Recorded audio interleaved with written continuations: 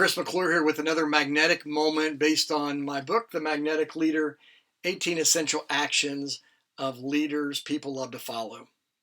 Have you ever been in a meeting or a party, or maybe it's even just out in the community somewhere, and somebody shows up and it seems like the entire mood of the room changes? Like there's energy, there's enthusiasm, there's excitement because that person showed up. You see, in life, I've heard it said that we can either be thermometers, kind of measuring the temperature of the room or the space around us, or we can be thermostats and set the temperature, set the pace for the crowd. And when we look at essential action number 10 in the magnetic leader, the action itself is exudes enthusiasm.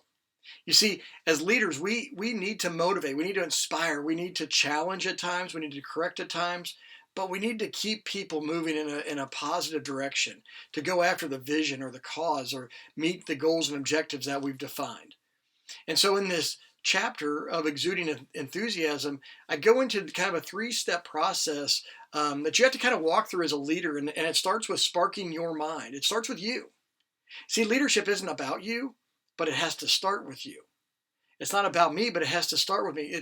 Leadership begins as an inside job, and then it overflows outwardly. So you have to spark your mind. You have to do the things you have to do to become enthusiastic yourself. And sometimes that's reading books, sometimes that's going to conferences, sometimes that's making sure you're meeting with friends and family to be joyful and enthusiastic and have healthy relationships.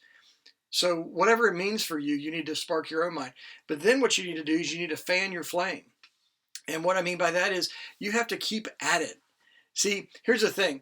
It's like a campfire. You know, you can light it and it'll stay lit for a while, but then it starts to die down. And you have to add wood or fuel to it so that it ultimately continues to burn as long as you want it to. And it's the same thing with your enthusiasm. It's one thing to wake up on the good side of the bed, so to speak, and you're like, okay, today's going to be a great day. I'm energetic, I'm energized, I'm enthusiastic. But what about when the stresses come? What about when the challenges come? What about when the failures happen? And you have to overcome those. See, yes, you need to spark your mind, you need to invest in yourself, but you also need to fan your own flame and make sure that you are staying enthusiastic. And then ultimately, you need to ignite your followers. You need to pass it along. You need to find ways to spread your enthusiasm to the people around you that you're called to lead. And so when you will do those things, you'll become more of an attractive magnetic leader, because people want to be around somebody who has an enthusiasm, who has an excitement, who changes the temperature in the room wherever they go.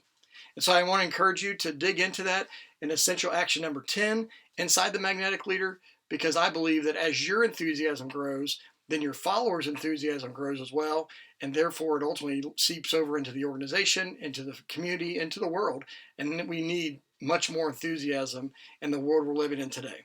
So take care, and we'll see you next time.